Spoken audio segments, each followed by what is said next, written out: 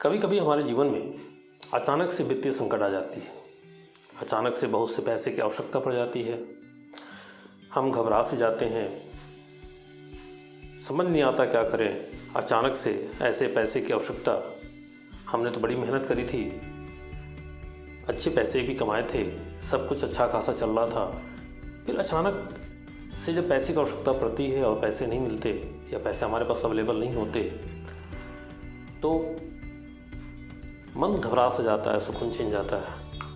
अगर आप भी इस समस्या का शिकार हैं और आप कुछ ऐसे लोगों को जानते हैं जो इस समस्या का शिकार हैं, तो अगले कुछ मिनटों में एक बेहतर वित्तीय योजना न बन पाने के मुख्य कारणों के पीछे हम लोग चर्चा करेंगे। I am very sure this video can turning point in your life, इसलिए ये वीडियो अंत तक दिल से देखिएगा, क्योंकि इस वीडियो में हम ये समाधान लेके आए हैं कि एक बेहतरीन वित्तीय योजना क्यों नहीं बन पाती एक्चुअली।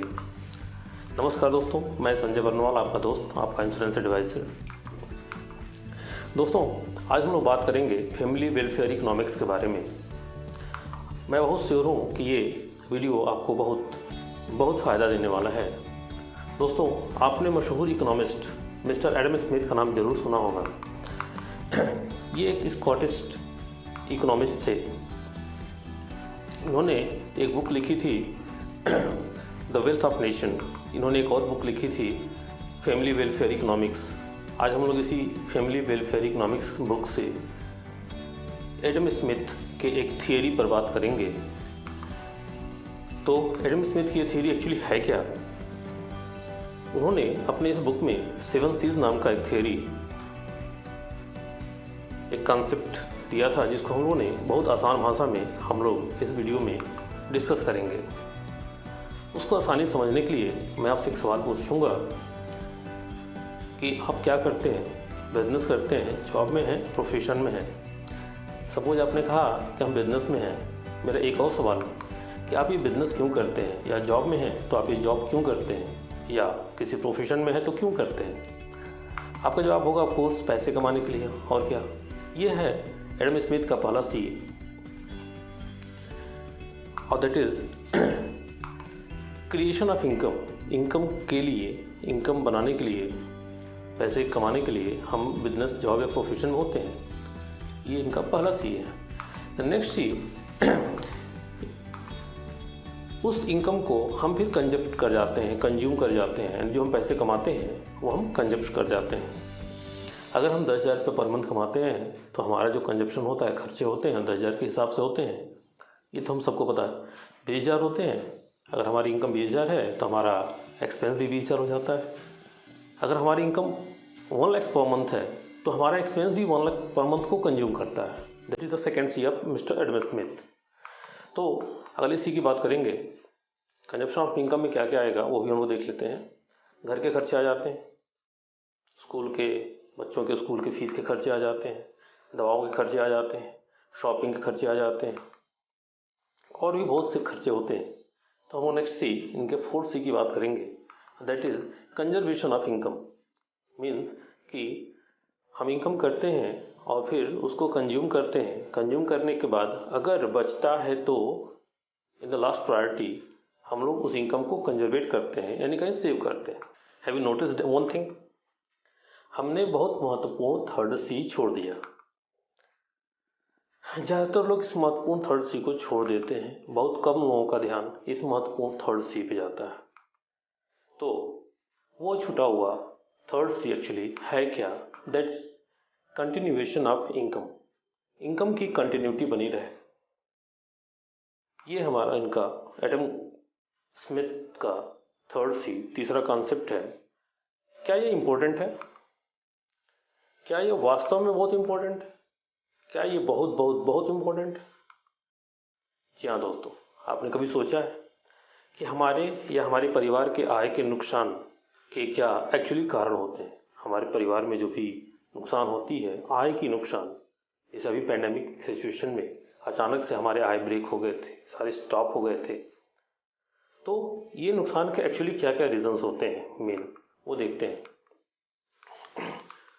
दोस्तों, बिजनेस में या जॉब में जब कोई लॉस होती है, जैसे अभी पैंडेमिक सिचुएशन में कितने बिजनेस हैं जिसमें लॉस हुई, एक रीज़न वो होता है। दूसरा रीज़न होता है डेथ पे। सबको पता है हमारी इनकम हो रही है, कल को हम ना रहें तो फिर वो इनकम ऐसे ही नुकसान, उसका डेथ। नेक्स्ट डिसेबिलिटी, अगर हम डिसेबल हो जाते हैं, भगवान न करे, लेकिन अगर हम डिसेबल होते हैं तो भी हमारी आय ब्रेक हो जाती है। और एक होता है रिटायरमेंट, जब हम रिटायर्ड हो जाते हैं, जब हम काम नहीं कर पाते हैं, हमारी वर्क एफिशिएंसी कम हो जाती है या ख़त्म हो जाती है, तो भी आय का नुकसान होता है। ये 4 मेन रीज़न है। क्या इस पे हमारा कोई नियंत्रण है? देखिए, इसमें से सिर्फ एक पर हमारा नियंत्रण हो सकता है, बाकी 3 पे नहीं होता है।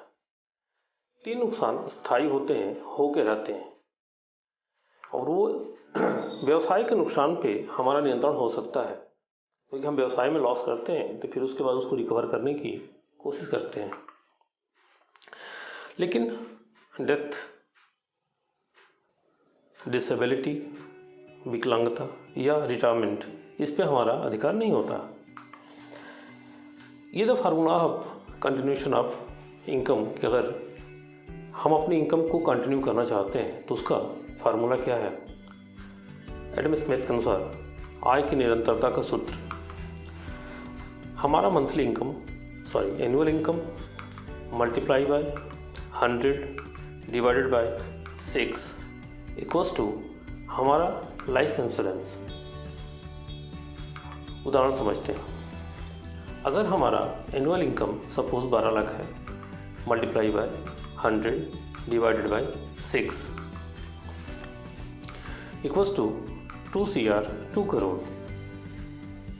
अगर हम 2 करोड़ का इंश्योरेंस लेते हैं, अपनी लाइफ को सिक्योरिटी करते हैं, तो अगर हमारी सालाना इनकम 12 लाख है तो हमारे आय का कभी नुकसान नहीं हो सकता, हम रहें या ना रहें।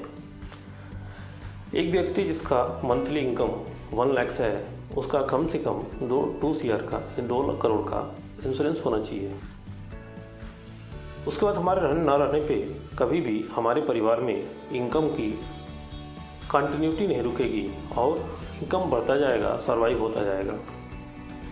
यह कैसे काम करता है? किसी अनहोनी की दशा में हमारी मासिक आय हमारे परिवार में चालू रहनी चाहिए। अगर हम 2 CR का, अगर हमारी मंथली इनकम 1 लाख है, 2 CR का लेते हैं, तो हमारे किसी भी अनहोनी की दशा में हमारे रहने ना रहने पे हमारे परिवार को मासिक इनकम उतनी आती रहेगी। ऐसी स्थिति में अगर हमारे परिवार को 2 CR मिल जाता है तो पूंजी रकम के साथ उसकी मासिक 1 लाख रुपये आय चालू रहेगी, यानी 2 करोड़ रुपये की पूंजी भी अवेलेबल रहेगी, प्लस उस पर 1 लाख रुपये हर महीने हमको मिलता भी रहेगा। अब एक बहुत ही महत्वपूर्ण CDR फार्मूला पर चर्चा करेंगे। यानी अगर हमको ये चीज़ समझनी है और इस चीज़ में एक्शन लेना है तो उसके लिए हमको CDR फार्मूला अपनाना पड़ेगा। ठीक है, क्या है ये CDR formula? C for compulsion, अनिवार्यता, यानी करना ही है आपको।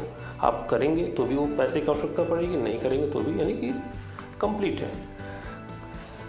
D मीन्स डिसिप्लिन, अनुशासन, R मीन्स रिजल्ट, नतीजा। This is the CDR formula.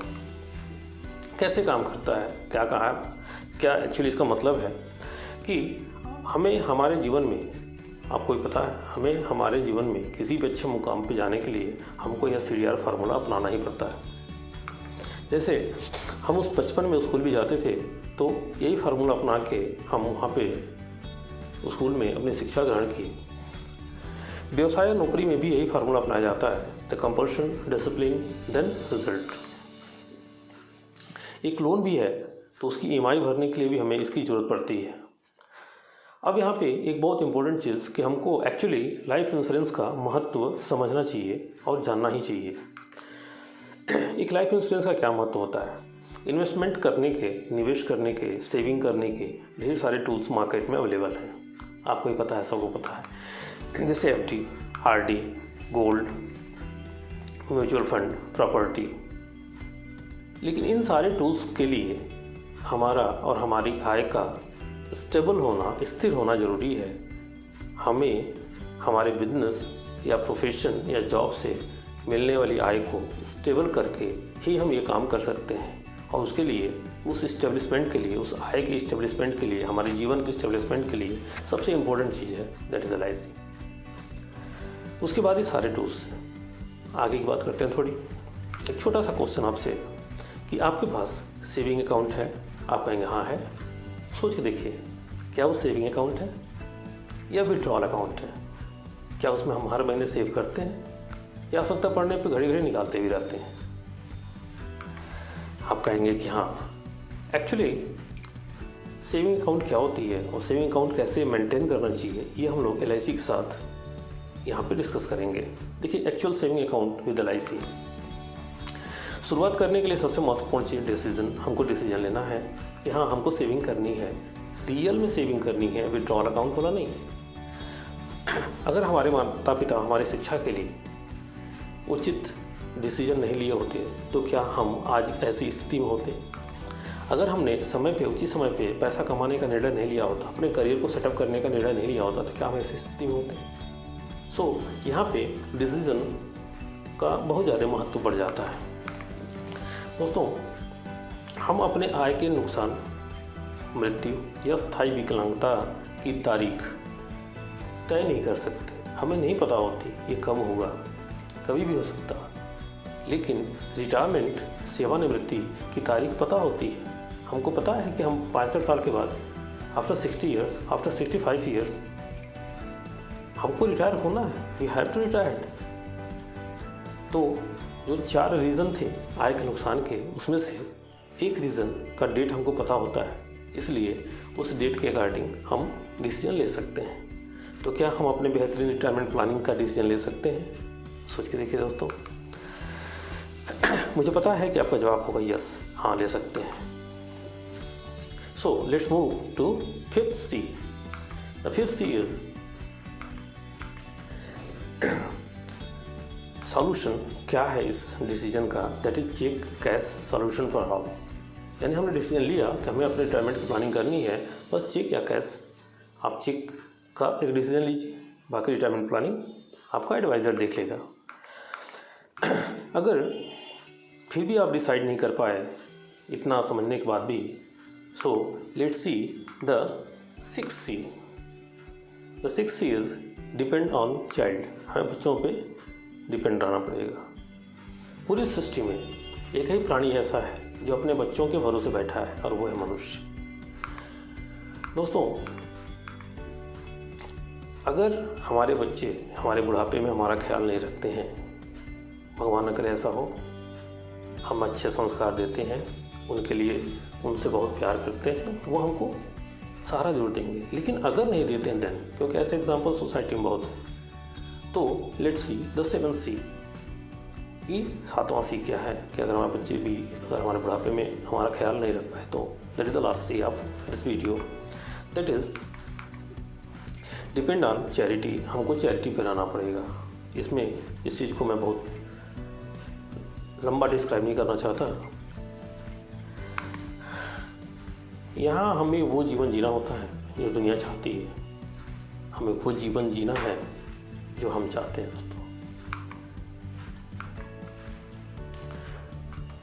दोस्तों, मुझे सिर्फ 20 मिनट का एक अवसर दें आपके लिए वित्तीय योजना बनाने के लिए। आपको मुझे कॉल करना है और मैं स्वयं आपके पास आऊँगा सिर्फ 20 मिनट के लिए।